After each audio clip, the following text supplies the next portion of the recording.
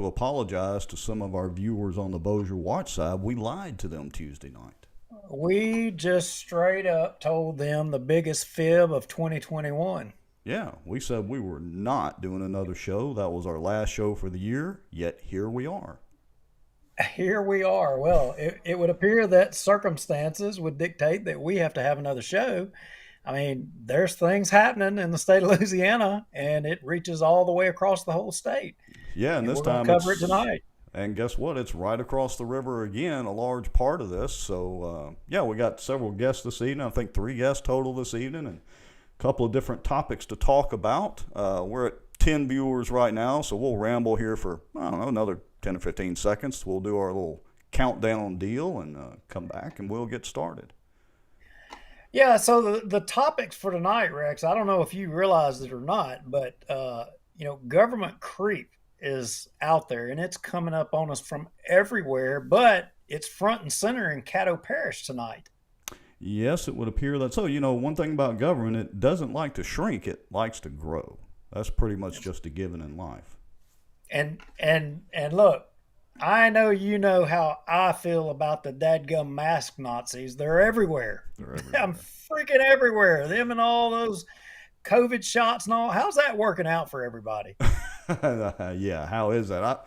I just read a story about a lady that was quarantined in the bathroom on an airplane headed from Chicago to Iceland. Now, she actually kind of quarantined herself in the bathroom, but it was like a full flight. She tested positive on the plane. I don't know. It's one of those deals. But all right, well, I'll tell you what. Let's go ahead and let's do our 2.5 minute countdown. It's actually going to be all bumping 3 minutes because our little video deal is going to roll for the first time on Louisiana Watch, and we'll be back. Folks, if you've watched before, you know the drill. Go get you a good stiff drink, make you some popcorn, whatever you need. Tag a friend, let them know we're going to talk about property rights, the Caddo Commission, and the Caddo, I guess it's MPC. And then we've got an attorney coming on, and we're going to talk about the employee vaccine lawsuit that's been going through the court systems and all that with the healthcare employees. So not just any attorney. I mean, this is the super attorney. Yeah, like the attorney in capital. It's like the attorney. If you want an attorney, I think this is the attorney you need to get. Yeah, so if you're in the healthcare industry, tag some friends, or if you're concerned about healthcare, let them know. We'll be back in about 2.5 to 3 minutes, and we will get started. Here we go.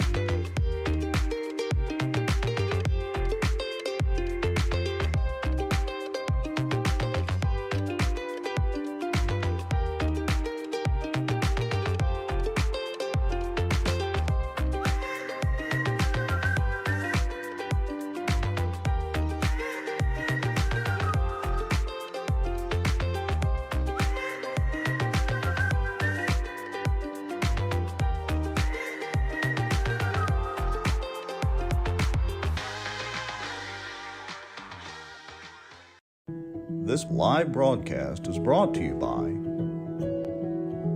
Eagle Truck Center, soaring to new heights. The Outdoor News, fishing and outdoors for our area. Acadiana Mortgage, over 23 years in the mortgage business. Smarter Geek, making technology easier. And the many supporters, donations, and folks sharing information and watching out for Bossier. Now, grab your popcorn and a drink. Here we go.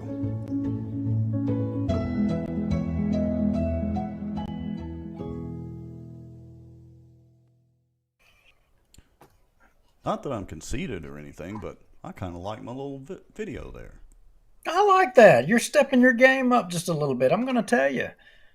Yeah, and not just that. Most of those fish, I was on Caddo Lake, which is in, of course, Caddo Parish, or at least half of it is, which is a lot of what we're going to be talking about tonight. I wouldn't say it is a lot. I mean, maybe half of what we're going to talk about, but we're also going to talk about a lot of stuff pertaining to all these masked Nazis and the vaccine Nazis and all that stuff. And, you know, I mean, my goodness, all these people trying to put all of these requirements on people, you know? Yeah, what's that rule or razor where you mention the Nazis? Godwin's Law, which is basically that as an online discussion grows, how long is it till somebody mentions the word Nazis? It took us all of 3 minutes. Well, that is the best way I can describe it. And I can tell a story, but I'm going to wait till we get into the part of talking about the Veterans Administration because, as you know, we've got one of the attorneys that has got an issue or has a client and they have an issue. Just like a lot of healthcare employees and people like that.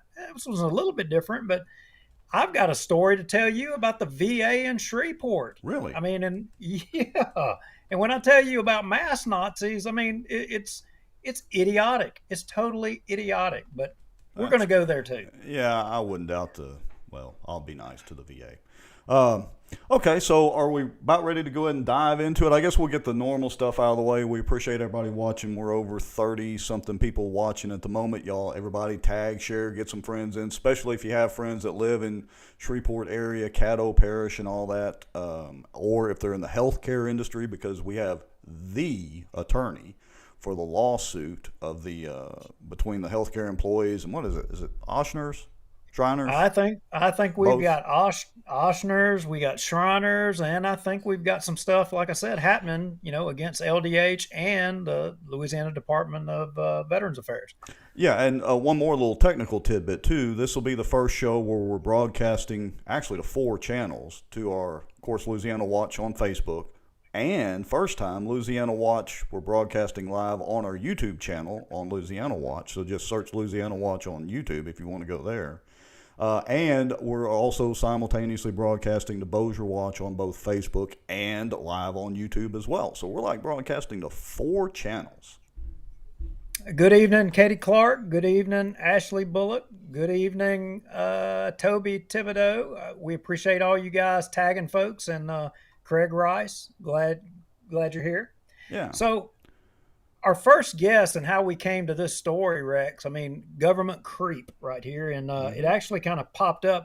I mean, if you live in Caddo, I think you kind of know about it, but there was a commission meeting, I think, over in Caddo, and there was a video that was shown of their committee meeting.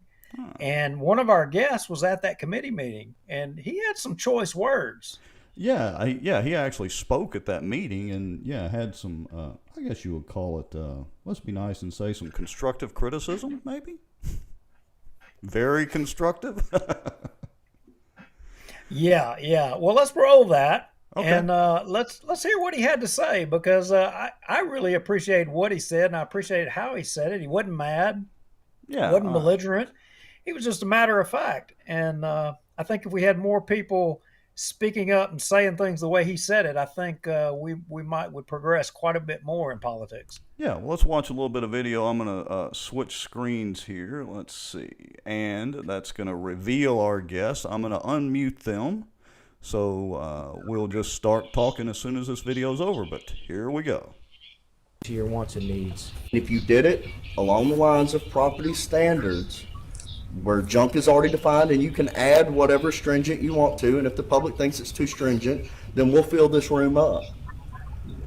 And if you still pass it, we vote you out. I mean, it's democracy at its finest, in my opinion. But to say that we have to have an appointed board is incorrect. That's only if you do zoning. That's only if you do districts. That's not necessary in our case. And it's been successful all over the country. Attorney Bernstein. All right, so I'm going to pause it right there. Is that where you wanted to stop? That is the place. So, Chris, that is you.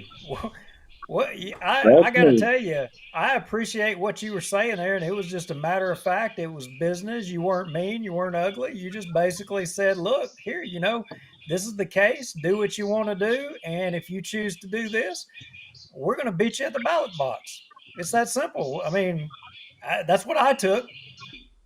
Well, with us at the Caddo Alliance for Freedom, at first we kind of whispered around in Government Plaza talking to our commissioners, and we come to find out that they put their pants on the same way we do. Matter of fact, they might put their pants on a little bit slower than we do, and we just talk to them just like we would talk to each other, and be to the point. As a matter of fact, if we don't like what they're doing, then we got to let them know, or they won't know the difference. Isn't that the way it is in everything? Representative McCormick, thank you for coming on and being with us. And, I know over the years dealing with legislation and going down and fighting and supporting bills and all that, I mean, wouldn't you agree that people coming to the mic and participating in the process and letting their elected officials know how they feel, doesn't that move the needle the most? You bet. That's what it's about. Elected officials care about two things: campaign contributions and getting reelected. And if you start threatening either one of those, you'll get their attention. That's what's so wonderful about this movement is around Caddo Parish right now. It's getting the people involved, just ordinary folks that just want to protect their private property rights. We're getting them involved and getting them motivated and showing them how to win. These bureaucracies, somebody said one day their playbook's about a page and a half thick. They just do the same thing over and over again. And that's what we're dealing with Caddo Parish right now. Go ahead, Rex. But you have to unmute yourself. I've been dying to say that all night. Oh, you should have let me know. I'm the tech guy, and I've got myself muted. The one who gets on his soapbox I don't ever get to say that. Ah, yeah. All right. Anyway, so, yeah, I have no idea what I said before or didn't. But anyway, so the thing that you mentioned that kind of struck me, obviously the best too, Chris, was the fact that, you'll vote them out. But here's the challenge that I would present to not just you and your group, but anybody, is a lot of times groups say that, but sometimes there's not much follow-up to it. And I'm pretty sure your group will follow up with it. How many members, how many followers, how large is this group of people that are not happy with the Caddo Commission? Well, our following is it's around 4,000 people, but a lot of our following from out in rural Caddo Parish is a lot of elderly people, retired people, people that aren't in touch with Facebook.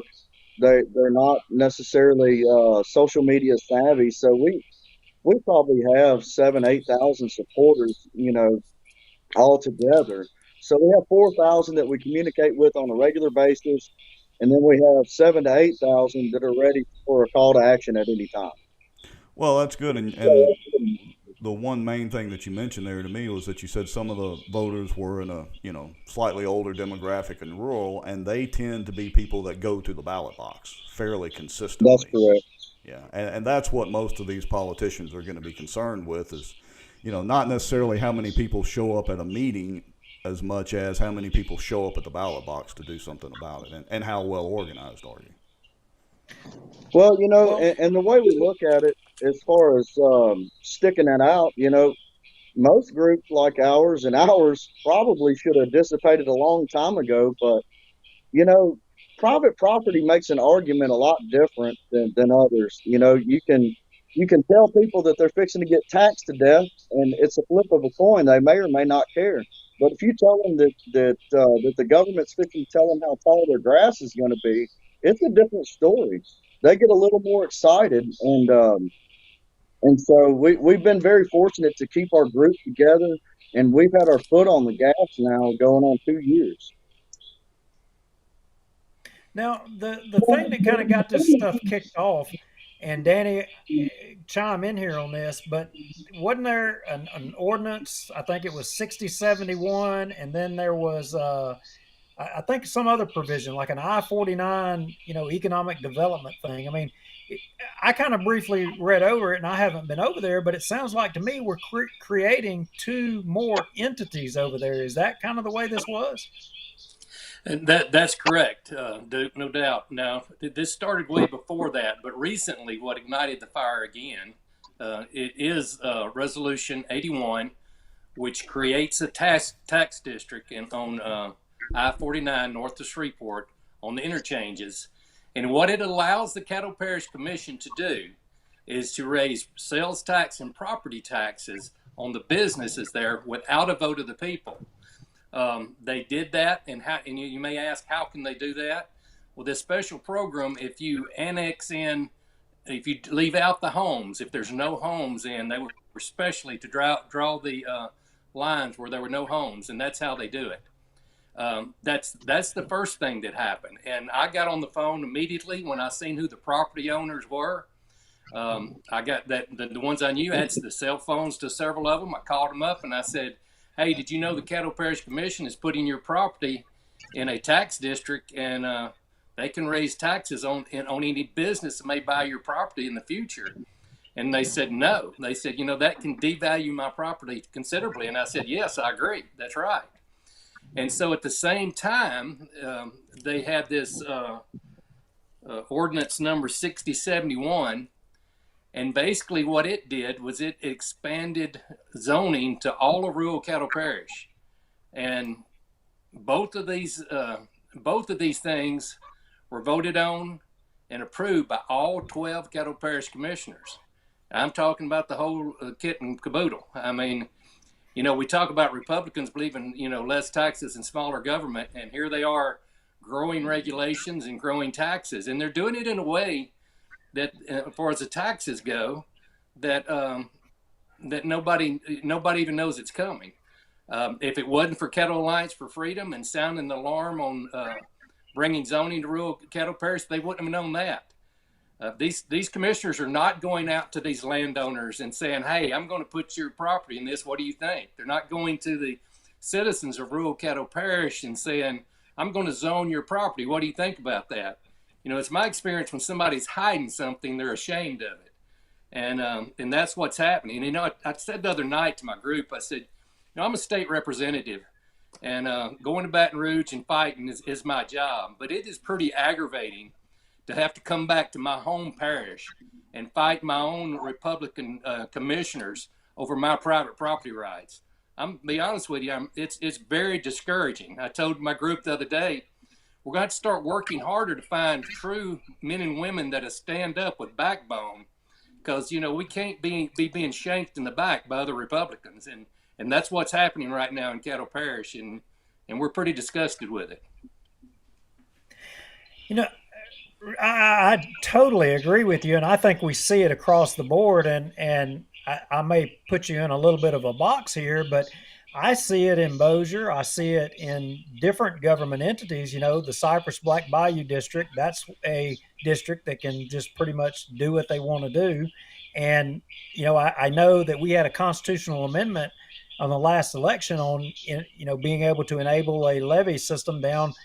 I don't remember. Where was it, Rex? Was it East Baton Rouge Parish or something, allowing them to be able to, I believe so, put taxes without them going to a vote of the citizens? And while I recognize there's a lot of levy districts that can already, but, then you talk and think about the LCDA, where you've got government bodies going and getting bonds and loans, again, bypassing the citizens or votes of the citizens.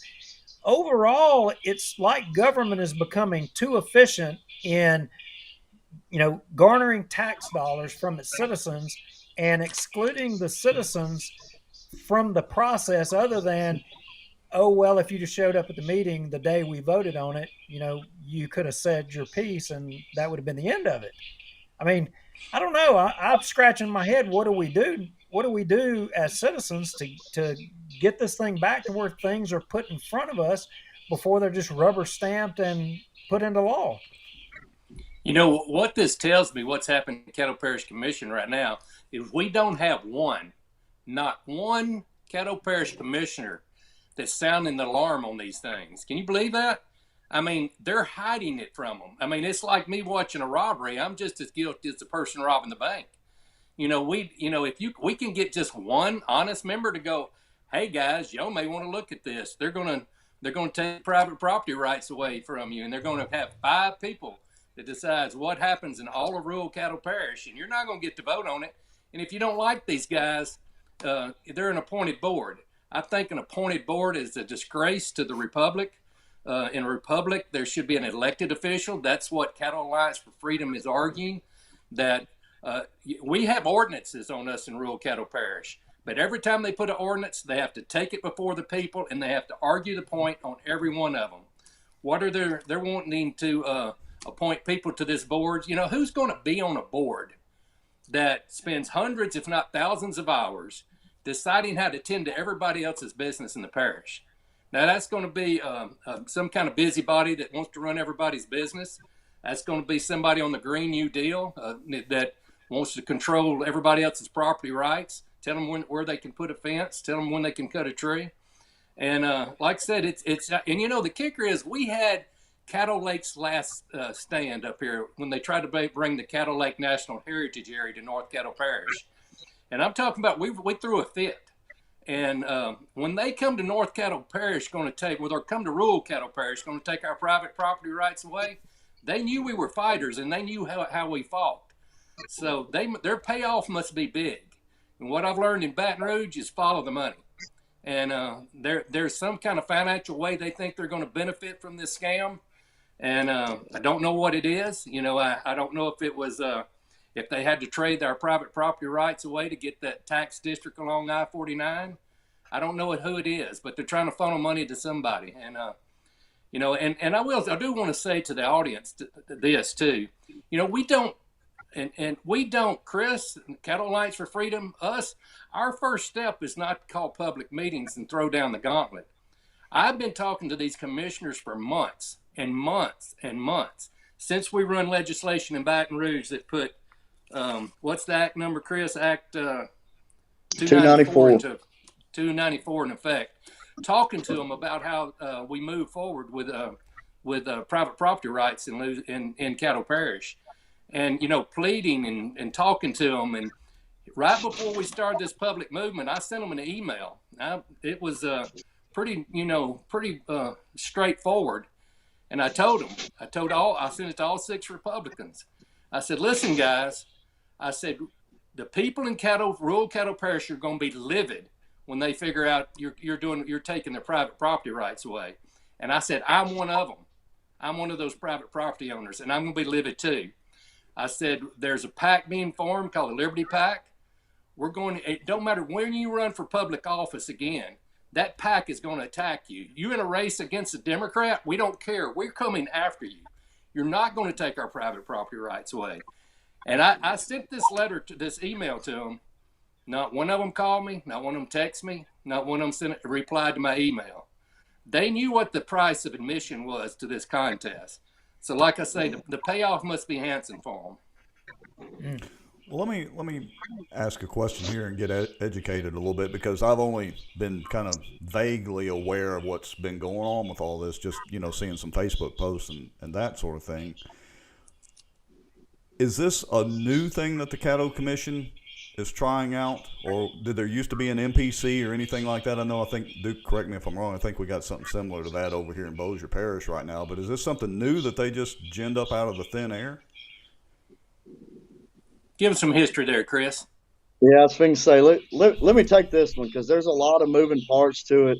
It's pretty complicated. So in 1954, the city of Shreveport requested to have a body to zone and plan in the city of Shreveport and around it. That way they could prepare for the growth because Shreveport in 1954 was on the move. It was booming. And it made a lot of sense then. So they would go 5 miles outside of the city limits and zone all the property around the city and in the city. That way they could prepare property owners for annexation, and they would already be used to the zoning and planning process, pulling permits, being under the government's thumb of shining their property up for new development. Well, in 2008, the Shreveport Metropolitan Planning Commission had a director that decided he wanted to expand on the 5 miles around the city of Shreveport. So what they did was they adopted a master plan that called for a unified development code. Now, Bossier has the same thing, so everybody on Bossier Watch might want to listen up. The Unified Development Code, what it is the Chapter 33 in the Louisiana Constitution gives municipalities the power to extend their arm of zoning and planning up to 5 miles outside of the city limits. And those zoning codes, such as how bright your exterior light can be, what surface your driveway should be, if you should or shouldn't have extra vehicles parked in your driveway out front, stuff like that. Well, they can give you the exact same codes in the parish as they can within the city limits. And I think I'm pretty accurate in saying Bossier actually adopted theirs before Shreveport did. But Shreveport officially adopted this Unified Development Code in 2016. It went into action in 2017. And so what they did to be, nice and slick about it is they decided not to start enforcing it until October of 2019. And that's where all of us country folks come into play. Instead of enforcing it within the city limits, they came out into the parish, more specifically into North Caddo Parish, and they started writing violation warnings on the outskirts of Blanchard for four-wheelers, boats and driveways, things of that nature.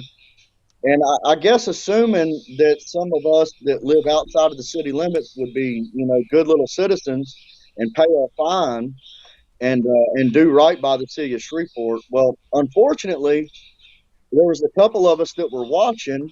It sparked our curiosity, and instead of waiting on it to come to our doorstep, we decided to educate ourselves on it and figure out what was going on.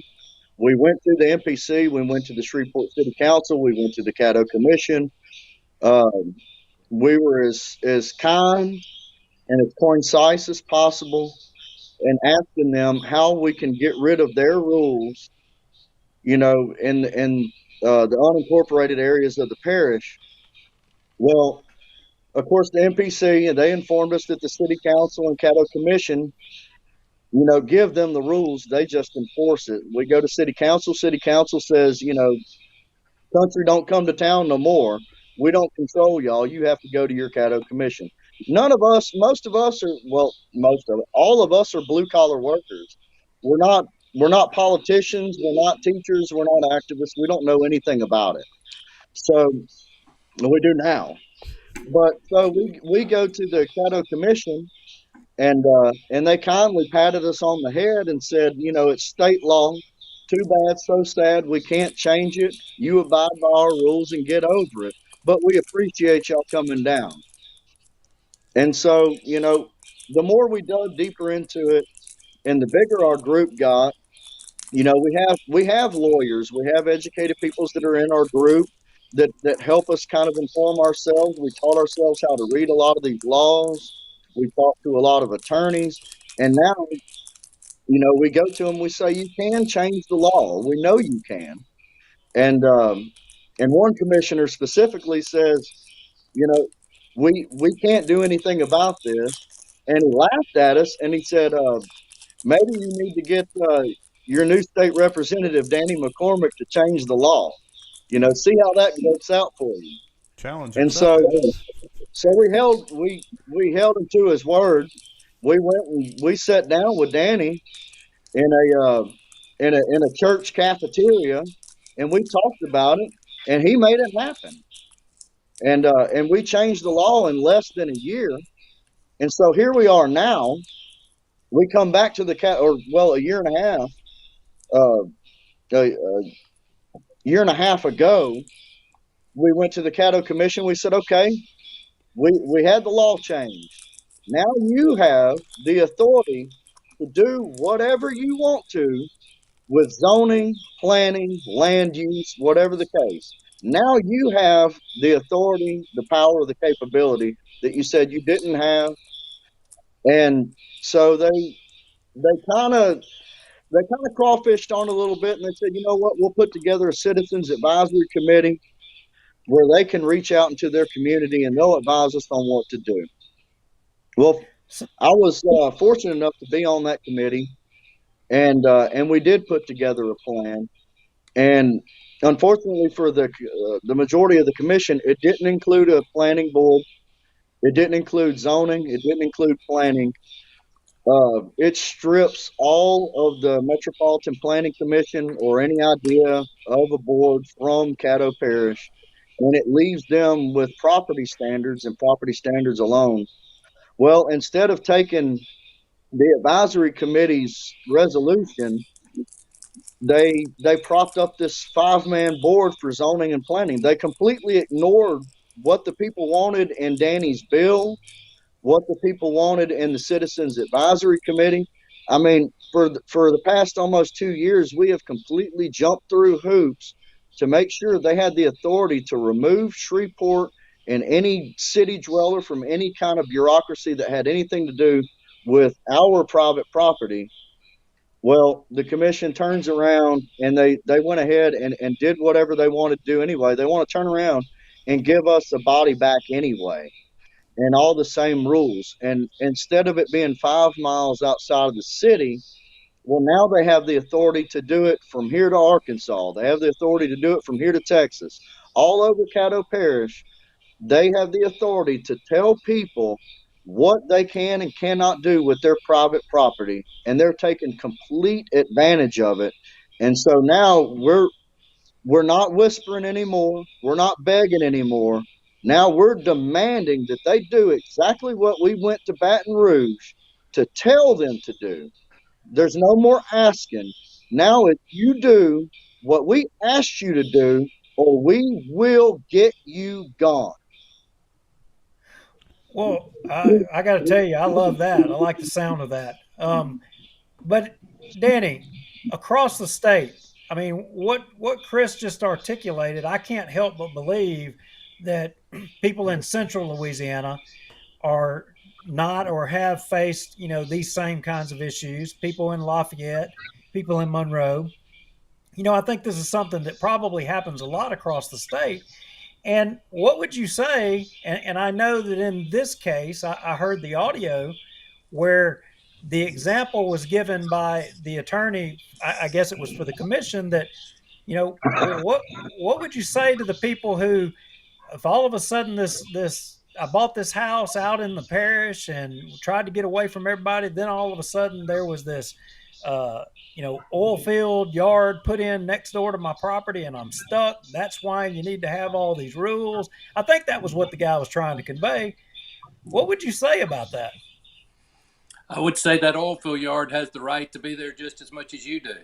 I mean, that's and a lot of us make a living in the oil field business, and I think that's what we need to go back to in this state, where we honor work and businesses and those people that provide jobs. I think we've got to the point where we think, the president can just print money and send it down here. I knew a man. I kind of tell you a story. When I was a young man, we had some friends that from South Texas. We went down there to visit them, and back then there was the boy that we were friends with. He was considered wealthy. He had a nice truck, nice trailer. you had a new truck, new horse trailer back then, you were considered wealthy. His daddy, though, had one job for him he had to do every summer. And that job was his daddy had chicken houses, laying hens. And his job was to put on a slicker suit and goggles and get on the tractor with a front end loader. And all summer he scooped the manure out from underneath those chickens with that manure falling on their head, his head, and all over him the whole time. His truck smelled horrible. It was terrible. And he pulled up one day. I said, "Man, we're young men." I said, "How you ever get a girl to get in that truck with you?" He said, "What you got to realize out here, that smells like money to these girls." And I think we need to get back to that. Caddo Parish wouldn't have a pot to piss in and a window to throw it out of right now. I guess that's a little oil field term, though. Maybe I shouldn't have said that. But anyhow, they wouldn't have anything if it wasn't for the Haynesville Shell. Even though in North Caddo Parish where I live, we don't have it, we're getting all of our roads repaved. We're getting all of our parish bridges fixed. That's what we need, is that kind of industry. And we need more of it, not less industry. There you can go to, if you want zoning, you could go into towns that you like. You can go in, like in Blanchard. Blanchard city limits is actually a small area, but there's a large amount of subdivisions around Blanchard. And when they were put in place, they were homeowners associations, basically, or covenants that they signed into. And so all of these people are private contracts in their subdivision. Now, I don't want to live under those, but they do. But that's private contracts between individuals. That's the way this thing needs to be regulated. Well, that was one of the questions that has been brought up in the comments section. And let me see if I can pull up Tim Euler's comment here. Let's see. He says, we've heard now the history and the comments and all that. Still haven't heard any solutions. What is the compromise? Is it going to, somebody else mentioned in the comments, is it going to be, individual regulations or individual, statutes or whatever for this and that, or is it going to be just a free for all? Well, we already have ordinance. Go ahead, Chris. I'm gonna quote you, Mr. McCormick. It's kind of hard to compromise when they don't bring anything to the table.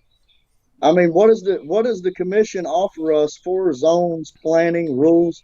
Do they offer us sewage? Do they offer us, trash service? We're not the city limits. They offer us nothing. And we already have property standards. And property standards has been around for a long time, and a lot of people don't remember that it's there because it hasn't been enforced in so long. But in Chapter 30 of the Caddo Code of Ordinances, they talk about dangerous things on property, things that could harm your neighbor, things that are about private property protection. And right now, the ordinances that we're talking about, they're not giving you protection, they're taking away rights. And so we want to get back to having codes that are on the basis of protecting our liberty. And that's all we ever asked for. And, and I think I thought it was, I'm trying to mind my words too, Danny. All right, it's okay. Go ahead and tell us how you really feel. It's fine. I know y'all would love it. But, I think it's cute that the attorney had to bring up this alleged oil field parking lot by a nursing home. Well, first off, if the nursing home didn't want neighbors that could possibly have a parking lot, well, they should have bought more property. Second of all, Bossier Parish has a unified development code. If it didn't work in that scenario, then it's not going to work in ours. And that is the risk that you take whenever you live in an unincorporated area of any parish. You take the risk of having, that barefooted neighbor that has that dead truck in his front yard. Well, guess what? That's me. Well, I'm good with it. I was going to point out I would be violating, if I lived in Caddo Parish, at least 3 of these ordinances. Well, I guess 4 with the lights, because I got a window unit, my man cave, and office out here. I don't have any chickens. Well, Duke's got chickens. But my son is in the garage, literally under his car, pulling out the clutch right now. And I got a boat and a truck sitting in my driveway.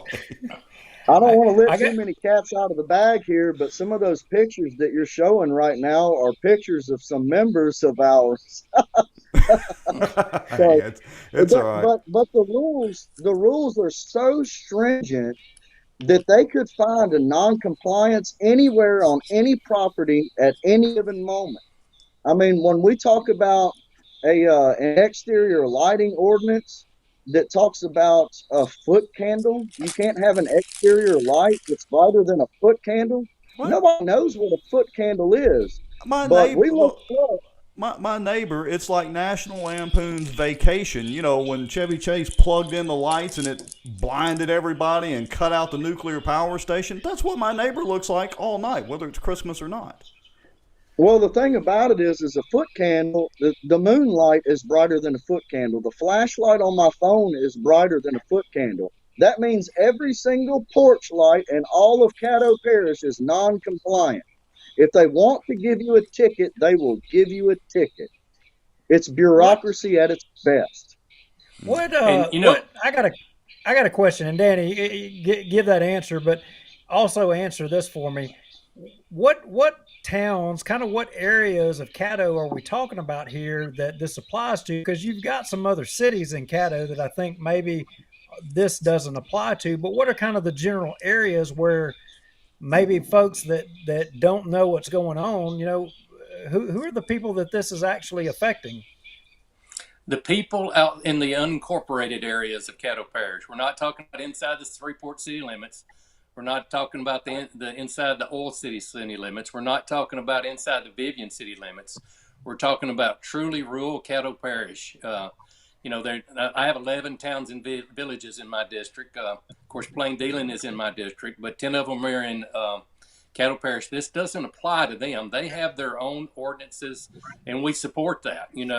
If somebody wants to move under, we were talking a while ago about what's going to happen if we don't have these government overlords to come zoom in on us and tell us what everything we can do. Well, the MPC is the Caddo Parish MPC is the most abusive government agency that I've ever heard of anybody dealing with. Several businesses that were on the outskirts of Blanchard that were trying to open actually had Blanchard come down the road and just annex in their business so they could actually build a business. But go down downtown Shreveport or go into several parts of Shreveport and see how good they're doing at cleaning up Shreveport. I mean, it's not about cleaning nothing up. It's not about, they always want to tell you, no, we're not going to bother you. It's going to be that guy down the road. We're going to get him. It's kind of like that joke when Bill Clinton got elected years ago. He said he was going to only tax the rich. And he got a picture of an elderly man and lady picking up a newspaper and looking and said, oh, my goodness, we're rich. They didn't realize, it's about government control and it's about government power is what it's about, and about the money. Well, let me ask y'all this as we kind of start winding this segment of the show down. What can people do that are, either in Caddo Parish or, surrounding communities, even folks over here in Bossier Parish, if they want to help in some way? I'm going to try to pull up the next meeting that y'all have here in just a second, the flyer you have for that. But what can folks do to help out? What can the average person do to help out? One thing they can do, they can go to McCormick, the number 4 LA, and they can sign up to get our email updates. That's how we update people and keep them involved. We have started an Operation Golden Arrow, which is a grassroots organization statewide. We're approaching 60,000 members. We have 60,000 email addresses. We feel confident that the next state elections, we'll be able to swing elections in the future, getting liberty-minded people together and keeping them educated. So go to McCormick, the number 4 LA, and sign up to get our email updates, and we'll keep you updated on different things happening in Louisiana and keep you educated. What government's got on us is, they get us distracted. Like when I ran my bill, that act, the Caddo Commission asked me to give them a year and a half for it to go into effect. And I told my group then at that time, I said, I'm going to tell you, I said, this is what's going to happen. They want a year and a half. They're just trying to wear us out. They're going to try to wear us down and make us go back to our life and forget about this. And I said, also, another thing is they're going to try to expand their authority. They're going to try to take what's in that 5 mile area and force it all over Caddo Parish. And how do I know that? Because that's what tyrants do. They don't give up authority. They kind of grasp more authority. So, but like I said, go to McCormick, the number 4 LA, sign up to get our email updates. Yeah, and we'll make Find sure us on Facebook. We'll make sure and add that to the show notes and to the comments as well. And then, Chris, I've got the flyer up from the Caddo Alliance for Freedom Facebook page. Yeah. Folks, we'd recommend y'all go find that and like and follow Yeah, them. find us on the Caddo Alliance for Freedom. There's a group page where we're very interactive. We try to answer as many questions as we want to. We have uploaded files so people can educate themselves. We don't just tell people what to think. We put the facts up.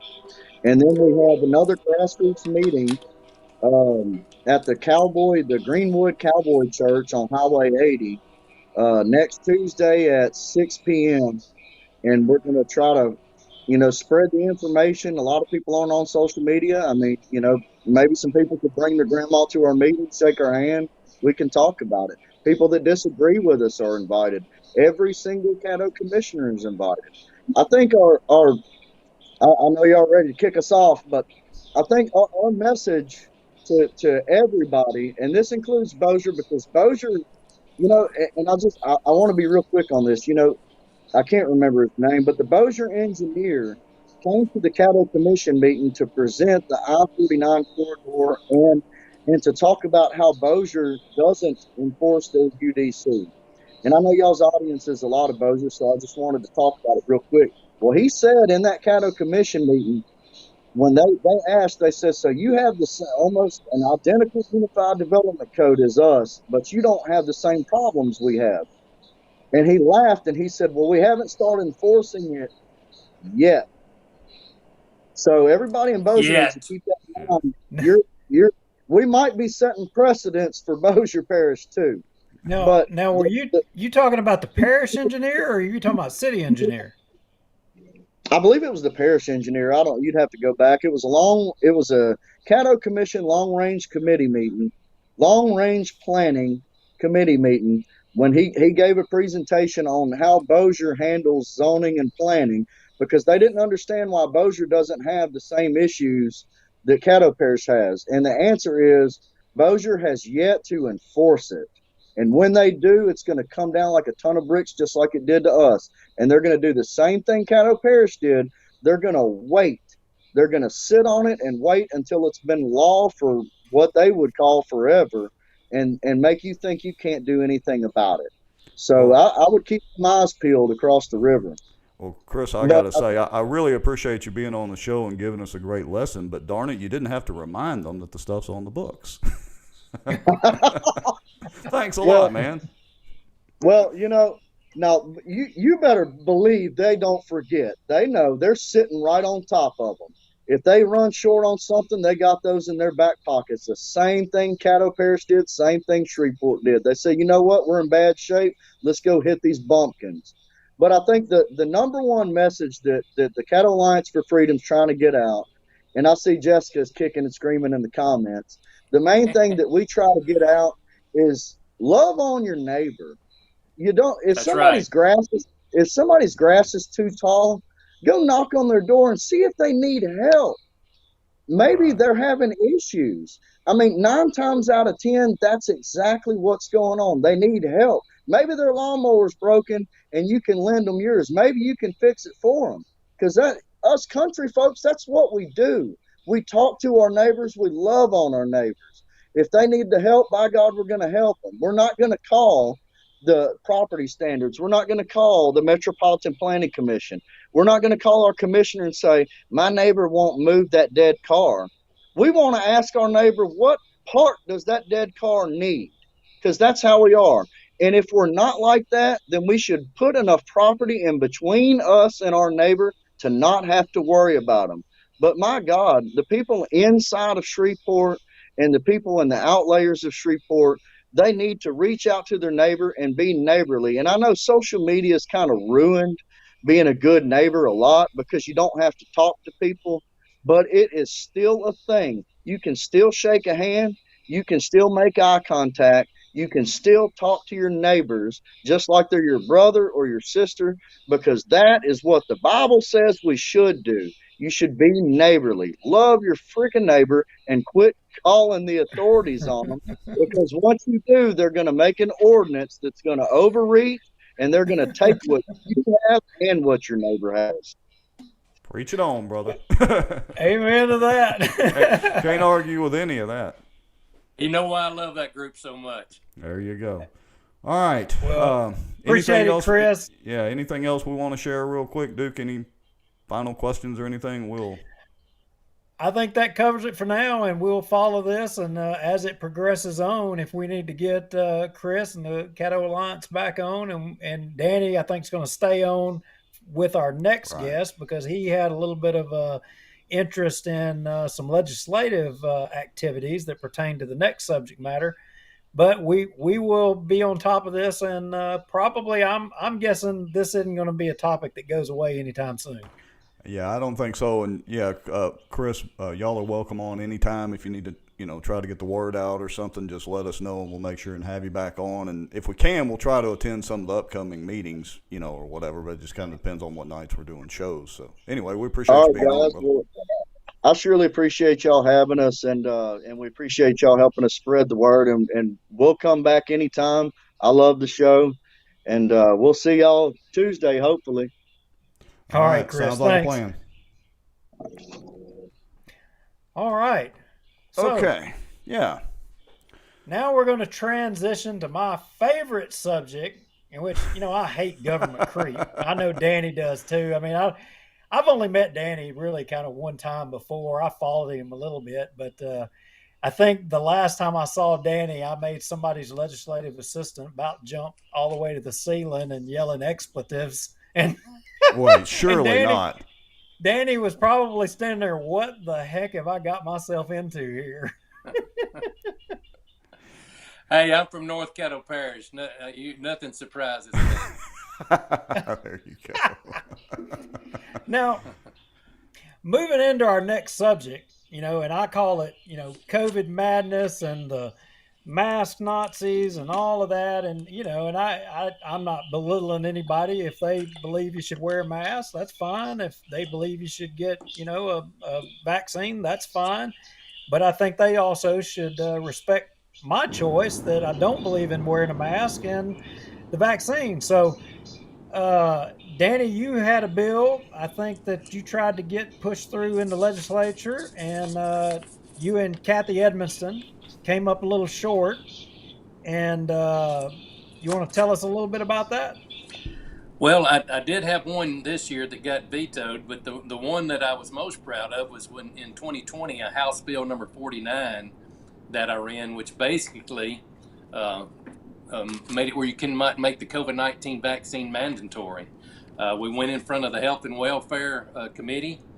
I had 2 yays that agreed with me, the rest didn't. And in that we went through it, and I just said, guys, I said, you don't understand. I said, there's fear going on. I said, I said in the meeting, there's going to be billions of dollars. And then I said, no, hundreds of billions of dollars made off this vaccine. They will make it mandatory. I'm telling you, this legislation needs to be passed. They accused me of a solution looking for a problem, and that it was the craziest thing I ever heard of, thinking that they'd ever make the COVID-19 vaccine mandatory. That would never happen. I said, guys, it's greed at its best. I mean, you got government and big business in together. They're going to make this vaccine mandatory. The group of lobbyists for the pediatricians was the biggest one that come to the table and argued about it and argued against it. And I said, I was even confused by that, because at that time it had basically no effect on the younger group. So why is the lobbyist for the pediatrician arguing against this bill? And now we see why. I mean, what if you had a product the government could mandate that you take? I mean, what if we mandated everybody watch this show?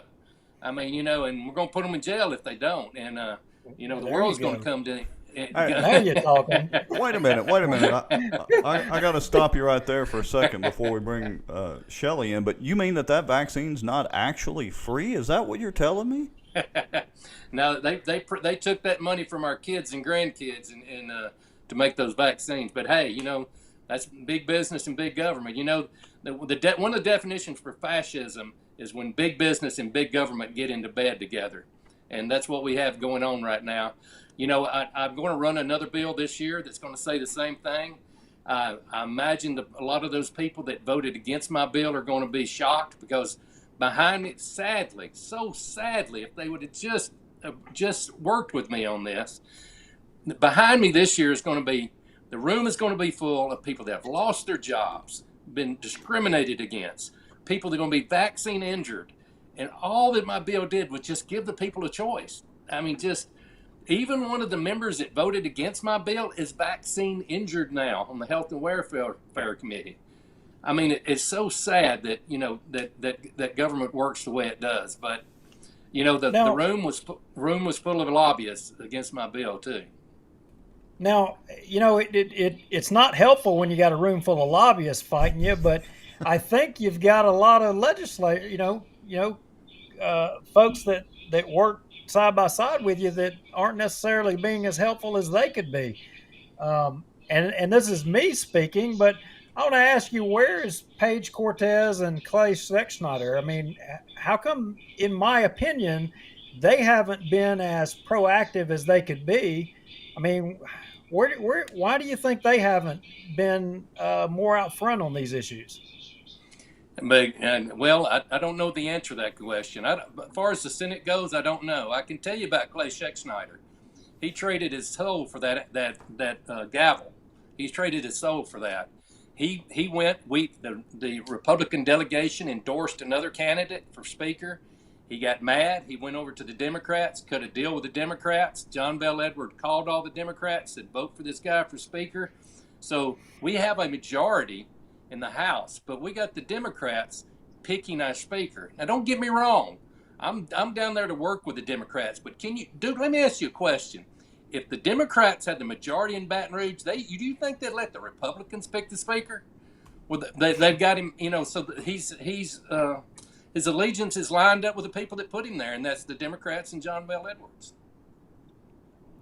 That's right. Well, it seems like legislatively I think, you know, there's a lot of good people like yourself that are trying to move the needle down there, but you guys are bumping your heads up against the wall and having a lot of folks fighting you, including the lobbyists. And unfortunately, you know, and I think this was predetermined. I think we all knew that this was where things and how things were going to end up, which brings us to our next guest. It was going to end up in the courts, that a lot of these things that were taking place against folks was stupid. It was ridiculous. It was ignorant. And I'm using common terms. And Rex, you want to introduce our next guest? Yeah, our next guest is an attorney with, among other things, I'm sure, with a group Louisiana for medicalfreedom.org. And I think, and he can correct me if I'm wrong, but we kind of introed Shelly as the attorney for a lot of these employees, or if not all of them, that have been fired or terminated over the mandatory vaccine deal in the healthcare industry. So, Shelly, can you hear us? Are you there? Hello, Shelly. Might want to text him. And we just lost him. Well, I introed him and then kicked him out. That was it. All right. Well, I got him going to call in, and that way we can get some good audio. He's calling in right now. All right, Shelly, can you hear us? I got you. Can y'all hear me? I can hear you. Duke, Danny, can y'all hear Shelly? We can. Okay, yes, sir. You are good to go. So I'm going to just put your picture up here on the screen, and we can hear your audio. And we were just talking bad about you and all sorts of things. So Good. why don't you kind of give us just an attorney, so. Yeah, well, you know, you got to take the heat sometimes. Why don't you give us a quick rundown of who you are and, you know, kind of what you're involved in? Sure. So, Shelly Maturin, I'm from Lafayette, born and raised there. I've been practicing law for 21 years now. I got involved in this because, well, for starters, I have a severe distrust and I don't want to say hatred, but it's getting close to that of government in general. I guess about 2 years ago, I decided to get more involved, and I ran for judge down the 15th Judicial District, which is down in Lafayette Parish, in Compton's Lafayette Parish. And I got involved because I thought it was the right thing to do. I prayed to God, and it was time to do that. I wasn't successful during that race, at least not in terms of winning the race, but I think I was put in that position to toughen me up and to get me ready for the fight that I'm involved in now. And at the time when the COVID, alleged pandemic came around, I could sense, in every fiber of my being that something wasn't quite right. Knew that bad things were getting ready to come down the pipe, and sure enough, we get these mask mandates to start off with, and then the vaccine mandates. I had people coming to me because they knew how passionate I was about the Constitution and how much we've gone off the rails since the early 1900s. And they came to me for help. I was with the firm at the time and went to them and said, look, we need to help these people. They didn't want to get involved, which is somewhat understandable. I mean, there's a lot of public pressure when you're going against the grain. But I couldn't let these people down, and so I decided to leave and go out on my own. So after 21 years of being with various firms, I'm out on my own now. As of October 1, and I've been trying to help a group of nurses and other employees in various fields throughout the state of Louisiana. And that's kind of how I got involved in all this. And just been fighting with, look, I'm pretty disappointed in my colleagues in the legal profession. There aren't very many of us in this state, at least, who are willing to stand up and fight. There are a handful of us, but not nearly enough. And we've got some, of the few, we've got some really great ones. Jimmy Faircloth is amazing. He is a warrior. He's out in front. Carrie and Angie Bryce down in Lafayette have been helping out tremendously, and they are fantastic, great Christians and great warriors. So, we're small in numbers, but we're pretty fierce. Well, Shelly, this is Duke, and there's three issues or three cases that I want to kind of touch on and get you to tell us a little bit more about. And I know Danny, being down in the legislature, I know he is aware of some of these. He may not be of the most recent one, but it applies to him. But I know you're involved in the Oshner's suit. In fact, I saw a Cut 10, a media report. I guess it was from your firm. Can you tell us a little bit about that suit, what it entails, and where it stands today? Sure. So that was the first group of nurses that I got involved with. Myself, Jimmy Faircloth, who's the lead counsel on that, Carrie and Angie Bryson. We signed up a group of nurses out of Oshner in Lafayette, and then the two facilities up in Monroe and Shreveport. We also represent a group of nurses out of Our Lady of Lourdes, another hospital system, the FMOL system out of Lafayette. We filed identity suits. You've got the accomplice within the Third Circuit Court of Appeal. The judges down in Lafayette kicked the cases out. We appealed those cases. The Third Circuit upheld the decision of the district courts. And so we filed suit up in North Louisiana. Up in Monroe agreed with the courts down in Lafayette, kicked us out, as well as the district court in Shreveport, which was surprising. However, thankfully, the Second Circuit Court of Appeal overturned, reversed, agreed with our position. And as a result, the Louisiana Supreme Court decided to take up those decisions. We actually had an oral argument on December 7th with the Louisiana Supreme Court. Filed supplemental briefs on December 27th and are awaiting a ruling. What's really interesting about the Louisiana cases is that those cases, different from any other cases that have been filed throughout the country, were based strictly on Louisiana constitutional provisions. We didn't take the tack that we were pursuing any federal remedies. Those are just based on Louisiana constitutional provision that provides for rights to privacy, which includes the right to refuse medical care. So that's where we stand right now, waiting for the Louisiana Supreme Court to make a decision. That kind of dovetails into the other two suits I'm sure you're going to ask about, the CMS and the OSHA mandates that are coming up for hearing before the U.S. Supreme Court on January the 7th. Well, I think the next case was going to come a little more closer to home for us, and sorry to cut you off, Rex. Oh, that's okay. Go ahead. But the Shriner suit, I'm not sure about that one a whole lot, but I do know, I think I may even know some of your clients that, were employees. I don't know for sure. I hadn't talked to any of them, but what is the circumstances around that suit? So all of those clients were terminated, and look, this takes a lot of guts on the part of Shriners.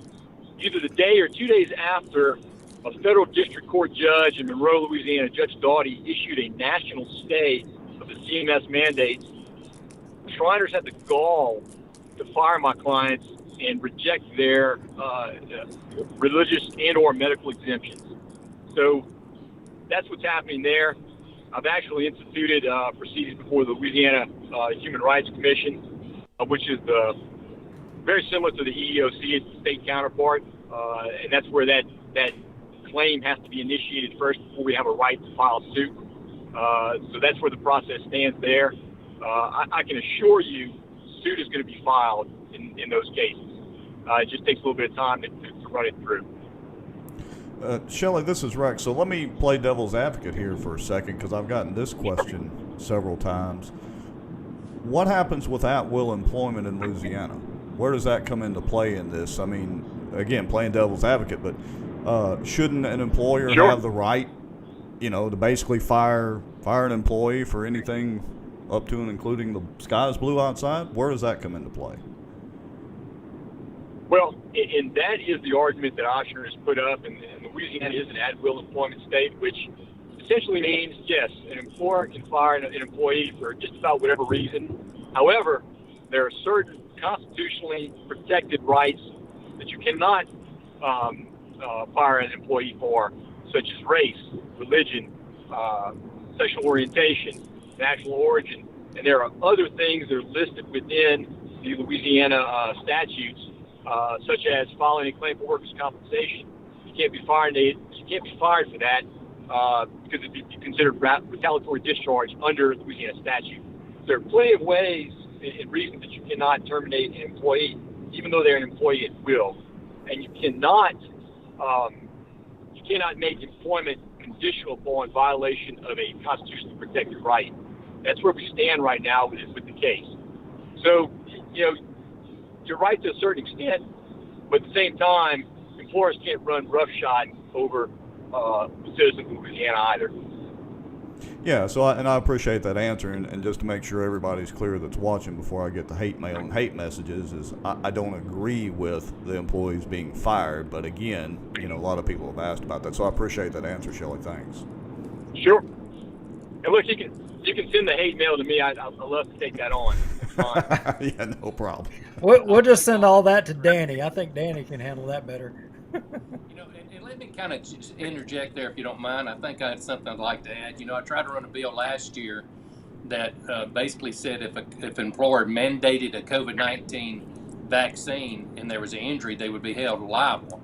And the same people that opposed my bill that you can't mandate it also opposed the bill from the employer being liable. Now there's a question there, that they still may be liable. I'm not saying they're not, but and most of your viewers may not know, but a vaccine manufacturer cannot be sued. For that manufacturer cannot be sued for a vaccine that injures them. So it's kind of a different deal. It's the way I look at it. Talking about the at-will employment. It's kind of like if I require somebody to drive a truck for me. Well, I've got to have insurance in case that employee was injured. I think the same thing should apply to the vaccines, that they should be liable for that. And you can't have it both ways. You can't mandate something and then not be liable if it's a negative effect to it too. And as he mentioned, the religious exemptions should be one of the strongest exemptions protected under the Constitution also in this deal. Yeah, I would agree with No, that. I agree. So, Go ahead, I'm sorry to Sean. interrupt, but No, go ahead. I was just going to say, one of the there are a lot of things wrong in this country right now. You can start with the educational system. There are a lot of unconstitutional things that are going on, a lot of unconstitutional entities. One of those being OSHA. You've got an unelected body where Congress has abrogated their constitutional authority to somebody who is unanswerable to really just about anybody at this point in time. But you've got states that have been complicit in that. So one of the biggest problems, and I heard this during our oral argument before the Louisiana Supreme Court, and I was dumbfounded when I heard this, but it's the mentality that we have within the judiciary right now. One of the statements that was made was, well, constitutional rights aren't absolute. The justice that said that couldn't have been more wrong, and I'll tell you why. The constitutional rights that we have were put into that document, and they are there by the grace of God. They are protected rights, and they are absolutely 100% absolute. You know what happens when you have the mentality that they aren't absolute? I'll tell you. You have what happened in the Korematsu decision. During that case, you had a U.S. Supreme Court that said it was okay to intern Americans of Japanese descent during World War II. That's the kind of garbage you have going on when you have justices that have that kind of mentality. So, I mean, I was floored when I heard that. That's a problem right now. We've got judges not only in this state but in this country, both state and federal judges, that don't understand the basic precepts of the Constitution and where their roles are. So I'll get off my soapbox. Sorry. Well, and that leads me right up to the edge of my soapbox. So let me get your perspective on this. This is Rex. So I believe that our constitutional rights should be and are, but I really would say should be absolute as well. But, Duke and I were having this conversation the other day. Your rights only go so far as the least restrictive law that thwarts those rights.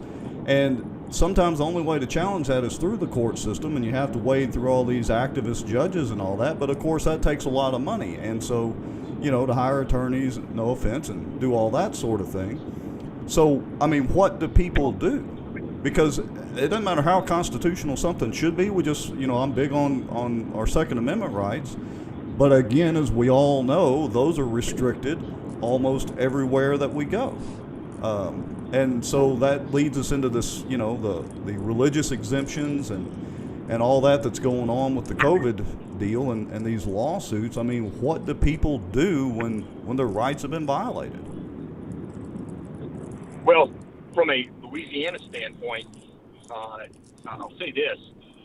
Judges are just like every other politician in this state. They are elected. Not just the district court judges, but the appellate court judges and the Louisiana Supreme Court justices are elected. So your listeners out there need to pay very close attention to every decision that comes out of just about every court. And when these judges become activists, they need to be made to pay by being unelected and kicked out. I mean, at this point in time, that's really your only remedy. Now, I'm gonna. I didn't realize that we were kind of going to go down this trail a little bit, but since we're here, I mean, I got two guys on this show here that I respect. Danny as a legislator, don't really know him real well. Shelly, this is the first time you and I have ever talked, and obviously you are a constitutional guy. You are a competent attorney. And I got to tell you, and this is me speaking, and I don't know that Rex would disagree with me a whole lot, and we've had this discussion with some other politicians about, a majority of our population has lost faith in our judiciary. They've lost faith in our legislative process. They pretty much lost faith in the whole system. And, I know the easy answer is just to say, okay, yeah, we beat and make a change at the ballot box, but I don't know. I would argue that a lot of people feel like that's impossible too. And are we at that tipping point? Do y'all think we're at that tipping point? I mean, our government is doing crazy things. You know, we're all fighting the good fight, but it seems like we're that salmon swimming upstream. I mean, what would you say? I would interject there. Back to before I run for office, I researched. How do we change this country all the way down to a revolution, an armed revolution? And what I found about revolutions were this: is you usually wind up with something way horrible than what we have than what you already have. They don't work 99 or 999 times out of 1,000. And also we have the U.S. Constitution, and even though men and women aren't obeying it, and it's still the best written document that ever was. I mean, we could fight a revolutionary war and come back to this same point, and could not come up with a document better than the one we have. I mean, what we've got to have is we got to have men and women to step up and run for office. All those people that are discouraged, they've got to run for office. Went to a seminar the other day, and they had a session called "Why Fight City Hall When You Can Be City Hall?" And goodness gracious, that's where we've got to go. We got to have people to run for office, people with backbone. I'm gonna tell you guys, I have problems like everybody else. I have problems running my own business. I don't need to be going to Baton Rouge making laws to run everybody else's business. I mean, we've got to get government out of the mix. I think Duke, you mentioned earlier about a regulation creep, and I think I'm old enough now. Government used to be like this little boy jerking on your pants leg, and now he's like this 7-foot man hitting you over the head with a hammer. And it's going to take a revolution of people, just like Shelly was saying there. Judge races are important. Y'all realize there's a judge race coming up in March? Who's the judge that has ruled with the Constitution? Who's the judge that stood up for the constitutional rights of people? That's important.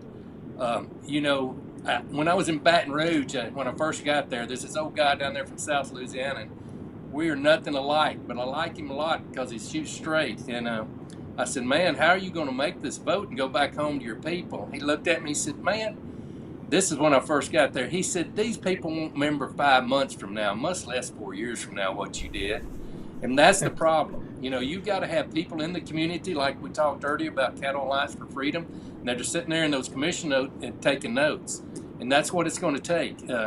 And I'll have to say about Shelly, I have the utmost respect for you, sir, because I know how hard it is to find a lawyer to take these cases.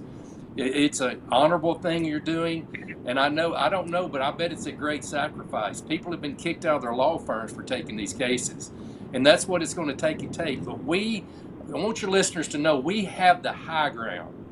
History's proven that men like us have the high ground. Men and women that choose to take the good fight, we have the high ground, and we're going to win this. Now, it's not going to be it's going to be like digging a ditch. It's going to be hard work and take a long time, but that's my hope. Well, I couldn't disagree with that at all. And, again, it's like we were talking about earlier, and the question that I posed earlier is, how strong is the group? Is the group going to follow through? A lot of people get all up in arms, but you're right. A couple of months later, or certainly a couple of years later, most people don't remember this sort of thing. And, we can say a lot of bad things about social media, and like or dislike Zuckerberg and Facebook or whatever platform, but the truth is, it's leveled the playing field, because we can all get over here on our soapbox like this tonight and bring the truth out, the inside baseball of this stuff out to everybody watching, and hopefully help maybe organize or galvanize a few people. Shelly, that kind of leads me into a question, or segue into a deal. So as far as these suits go, kind of, for the common person out there that has heard that a bunch of nurses and all that got fired and healthcare employees got fired, what is kind of the real quick summary status of that, and what's the next path moving forward for those employees? Well, so right now, and look, it's not just healthcare workers. I'm inundated with phone calls every day from people throughout this state, and not only throughout this state, but I get phone calls from around the country because they've seen my name associated with some of these cases. In employees in in various fields of employment, I've got people in the oil field industry that are being fired, threatened to be fired because of the OSHA mandate. We've got, in addition to the case that we have pending before the Louisiana Supreme Court, Jimmy Faircloth is one of the lead counsel on the OSHA mandates and the CMS mandates.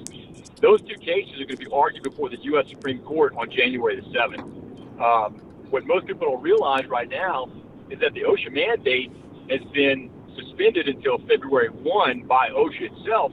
But you've got employers out there, and I know this because I have people calling me and telling me this. The employers are saying, now we're still going to push through with it anyway. You got to get the jab or you can be fired. So what I would tell everybody right now is file your religious exemption. I don't care what the people tell you, what the employers tell you, whether they said, well, we set a deadline, those are artificial deadlines. File your exemption now. Send them to the HR and do not quit. Make them fire you. I'd like to touch on a little bit of what Representative McCormick was talking about, and I appreciate your kind words, sir. I really do. And I don't know much about you, but from what I've seen, you seem to be fighting a good fight, and we appreciate that. From what can be done, I would agree that violent revolution is not the way to go, especially the kind that you saw in the French Revolution. It creates a vacuum, and you get a worse problem than what you started with. I do think that you need to galvanize the people, get them more involved in the political process, get good people running for office, and you've got to vet those people. When I ran for judge last year, I can tell you, I ran against two other people. I was the only constitutional conservative, but those people changed their party to Republican affiliation before the race, and we had that going on way too much. I'm a registered Republican, but what I like to say is I'm a Republican, not a Republican. A Republican means you're just one of the sheep. It's a noun. Republican means you believe in conservative constitutional principles. And everybody, I don't care what race, what background you are, you should be a constitutional conservative because those principles outlined in that document apply to everyone. It doesn't matter what your race or religion is. Freedom, liberty, those apply to everybody. So everybody should be a constitutional conservative. But that aside, I would love to see in this state, for sure, more restrictive term limits. I know we have them in place right now. What you see, and I'm sure Representative McCormick can testify to this, you've got people who run for the House of Representatives, and when they're turned out, guess what? They jump over and run for the Senate seat. I mean, it's ridiculous. You've got people who are sitting there and they make this a job, a career. It's not. That's not what it was intended to be. You have people like our founding fathers who got up there. They didn't want to be there. They were there to make a difference. They had to get back home so they could run their businesses. That's what we need to start. That's what we need to get back to. I'm tired of these career politicians who are looking at this as a job as opposed to service to their communities. And until we get that mentality back, it's going to be a long, hard road. Well, let me ask you this because we've had a couple of questions. So if somebody needs some help or needs, some direction on where to go, maybe they've been, maybe their employer is forcing them to take the needle and they're filing or want to file for the exemption or whatever. What's the best place to go? Is it the Louisiana for medicalfreedom.org website or what would you suggest? That's a really good place to go. There's a lot of helpful information there. If they want to get in contact with me, I'd be more than happy to give them free advice. I mean, I can't tell you the amount. So in 21 years, I've practiced law. I've done a lot of pro bono work, but in the last 2 months, I've done more pro bono work than I did in all 21 years prior. And this is not about money. This is about doing what's right. People need to forget about getting on the right side of history, and they better get on the right side of God. That's where this is going to eventually come down to. Those are two great resources. And also, Rex, they can call my office too, and that would be a nice lady that has lots of resources they can plug people into. We help people all across the state, They call into our office. We get calls all the time. Our senator, our representatives won't return our call, and we do what we can to lead them in the right directions and give them the resources that they need. So they can call. I'm sitting here trying to remember what my office phone number is. That's pretty bad, isn't it? I was going to ask you, and I thought he might not remember right off the top of his head. So I've kind of got your website, McCormick4LA.com, pulled up now. But, yeah, we'll make sure and we'll get that phone number from you and make sure and put it in the comments and the notes so people can feel free to reach out to your office if they need some kind of guidance or some kind of assistance. Thanks a lot. And Shelly, I'd like to. Well, Shelly, I was going to say the name of your law firm is. It's law office of G. Shelly Maturin II. But you can Google that, and it'll bring you to my website. And feel free to reach out anytime. I'll be more than happy to assist in whatever way I can. And I'd like to interject one other thing, if y'all don't mind. We're talking about, electing the right kind of people. I'll ask y'all this question. What's the only gubernatorial candidate that y'all know of, possible candidate, that has been fighting for the rights of the people in Louisiana? And I'd answer that question would be Jeff Landry. I've met Jeff a few times. I know him casually, but I'm judging him by his fruits. We were talking about biblical principles. We're supposed to judge a tree by its fruits, and he is the only candidate stepping out there fighting for the people and the rights. And to me, that means everything. I mean, don't tell me what you're going to do. Show me what you're going to do. And none of the other ones even spoke negatively about anything. They're trying to play the safe card. They want to be the Democrat with an R behind their name. So I think that's important, for your listeners to understand too. Yeah, I'm pretty sure I can speak for Duke too that we're big fans of Jeff Landry here. So.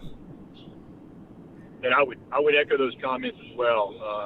Jeff has been a warrior in this fight on multiple fronts with limited resources, and he has been fighting a good fight. Very appreciative of everything that he's done. His Solicitor General over there, Liz Bureau, is also another warrior. She's been fighting hard as well. And I think she may be running for his old job there at Attorney General. So there's two aces right there. Those people ought to get 70% of the vote if they both run for those offices, because they proved, the proof's in the pudding. They both proved Liz argues the cases in the Supreme Court. I mean, this lady's intelligent, and these are people that in their trenches fighting for you, and we've got to recognize that, and as we move forward. Yeah, I know Jeff. I know Jeff well, and you're right. He has been a warrior from the days that he was a commissioned officer to running for Congress, and he's came a long way, even from those days. I don't know if y'all have took a walk down memory lane and listened to him back when he was running for Congress the first time, but he is definitely turned into one of the favored politicians, at least for me, anyway. And maybe we got a judge race coming up in Caddo Parish. Maybe y'all would do a show on that sometime. That'd be interesting, and have those judges bring their proven liberty stance to the table. I'd like to see that. Yeah, we'll give them some real questions.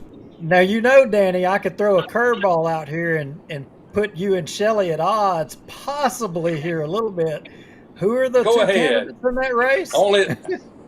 Say it again. I don't want to put you against a trained trial attorney here.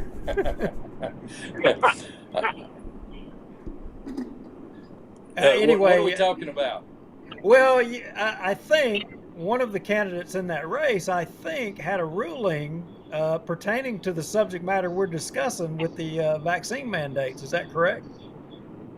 Well, I'm not going to speak on that subject without lots of research. Wise politician you are. Pick and choose your fights. Right.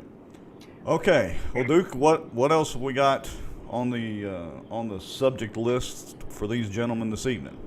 Well, I think we wrapped it up good. The only other thing, if Shelly wanted to give a couple of brief words on the Veterans Affair and LDH, I think, Shelly, you got something going on with those folks as well, too, right?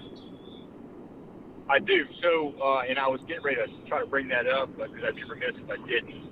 A priest down in southeast Louisiana by the John Lambert reached out to me and to Jimmy Faircloth a few weeks ago, and I'm trying to assist him right now. He has volunteered his time over the last several years, going down administering to the veterans, those who fought and died, and bled for this country, for these rights we have that we're trying to protect and preserve right now. For the last 2 years, including this Christmas, he has not been allowed to go in and give Christmas Mass, nor has he been allowed to administer the Eucharistic Sacrament, unless he adheres to their idiotic policies, whereby he has to wear a mask and gloves. Now, he'll tell you, it's much more eloquently than I, that priest is not really supposed to have anything come into contact between his hands, his fingers, his forefinger and his thumb actually, and the body of Christ. So what the Louisiana Department of Veterans Affairs has been doing, they are altering a time-held religious practice and trying to alter it. You cannot do that. I don't care what they're saying is going on. You cannot alter your religious practice through government fiat. So I sent a demand letter last week to the LDL, to the Louisiana Department of Veterans Affairs. I copied the LDH. I copied Attorney General Jeff Landry. I copied Clay Higgins, and I copied the governor. And I demanded they allow them to do that, and I got some responses from them, from the Department of Veterans Affairs, again, maintaining that you have to adhere to their policies. So, once again, the veterans went without Christmas Mass. So, more than likely in the next couple of weeks, I say more than likely, definitely in the next couple of weeks, we're going to be filing suit against them, both the Louisiana Department of Veterans Affairs and possibly and probably the LDH. Well, the LDH is way overdue from getting a little attention. Wouldn't that be correct? Yes, they are. Yeah. And I want to LDH is a bunch of idiots. I just want to let you know real quick, Shelly, that Jamie Marie Pope, who has been a good friend and fan of our show, has finally chimed in after watching the Boba Fett show series and says, hello, Shelly. Or says, hey, Shelly. Let me correct that. I'll tell you what, so you're talking about getting people involved in grassroots efforts. Jamie Pope, Michael Lunsford, and the Citizens in Louisiana, or Citizens for Louisiana, are a great grassroots organization. They are warriors. They are making positive changes in the state of Louisiana. So they're good people to be associated with. And I'll second that. Yeah, we've had Jamie on as a co-host with a couple of shows in the past, and it's probably time we get her back on to pour some of that South Louisiana drama back on us a little bit. But it just seems like we have enough of our own drama in North Louisiana that we haven't needed any South Louisiana drama. So, well, guys, we appreciate y'all giving us your time, and hopefully we educated folks a little bit more, brought them up to speed on kind of what's going on. And, Danny, keep fighting the good fight. And Shelly, we appreciate what you're doing for, the folks, especially the nurses and the healthcare workers that y'all have stepped up to the plate on. I mean, thank God we've got some fighters like you guys. That's all I've got to say. Well, I'm honored to be in the fight. I was elected, and I'll give you just one quick story. When I was elected, I told my pastor and some men out of my church I eat breakfast with. I said, I hate taxes and regulations, and I don't know if God hates them as bad as I do, but I think He's got a special purpose for me going to Baton Rouge. And when COVID hit and that tyrannical government stepped in, and that governor told our churches that our God was non-essential, I said, this is why I'm here. Game on. And I'm just proud and honored that God put me in this position at this time and being able to be in the fight. Yeah, I feel the same way. Thank you. So, and look, thank you guys too for having shows like this where voices can get out and speak the truth and let everybody know what's actually happening out there. Lord knows voices of truth and reason are being suppressed all over the place, and if it weren't for shows like this, who knows where we'd be.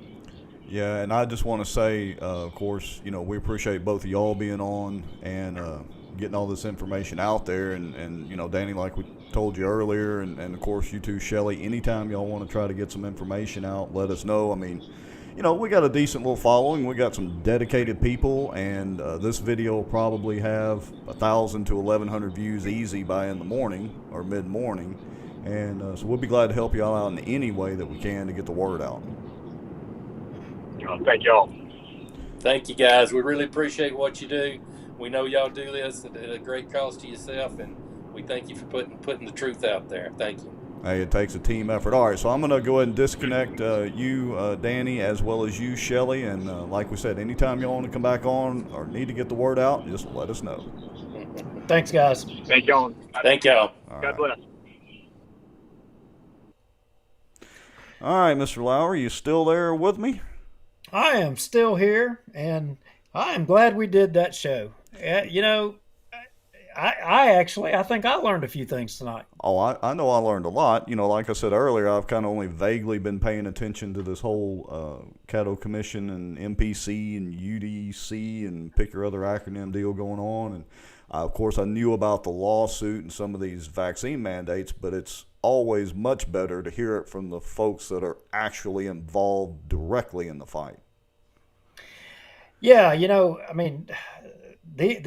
Shelly and those guys are in the trenches, like actually in the courts, mixing it up. I mean, right there from the horse's mouth, you heard it. I mean, and then Danny and them, especially with everything that he's got going on with the Caddo Parish MPC deal, as well as fighting the fight in the legislature, especially trying to get some legislation moved on this issue.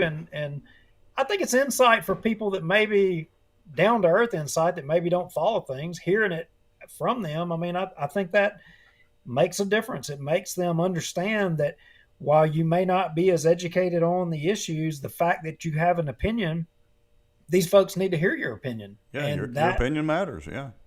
That makes a difference. Well, and did you notice the common denominator between what both sets of guests said was the solution? And I got to give Shelly credit, when we asked him, basically what could somebody do and all that. And, instead of going into a long-winded legalese speech like we know some of our friendly attorneys around here and politicians do, he kept it pretty simple. Hey, the district judges and all that are elected positions. Vote them out.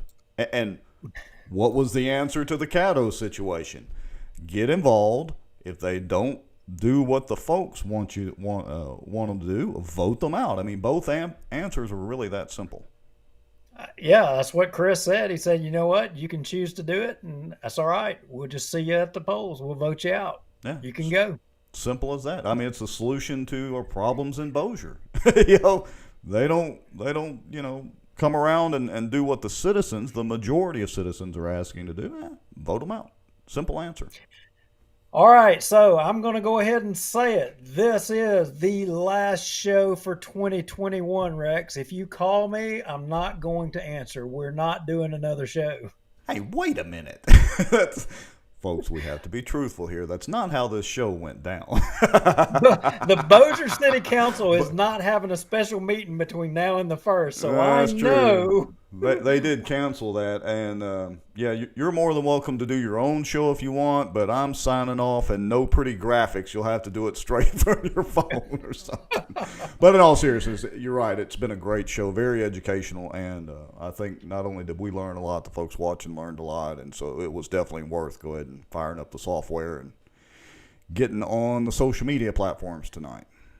Yeah, and I want to thank everybody for watching and hanging in there. We had a great audience tonight watching. I wish we could have interacted a little bit more with everybody posting. We had some good questions. And if you're new to the show and you're watching, hey, this is kind of what we do at least once a week. And, invite some people to like our page and help us get the message out. I mean, we're not paid. We don't do this for money. We are citizen journalists. And, we just do the best we can about getting the message out there. Yeah, we've spent, this whole year just getting on our soapbox pretty much every Tuesday night and a whole lot of Thursday nights. And we plan to continue that and more on into 2022. Amen to that. All right. Happy New Year's to everybody. Happy New Year's to you, Jimmy Richardson. Saw your comment. Appreciate it. And everybody else that's been watching. Duke, I say we just go ahead and hit the finish button and sign off. Good night and have a good 2021 end. Exactly. An end to 2021. See y'all later, folks.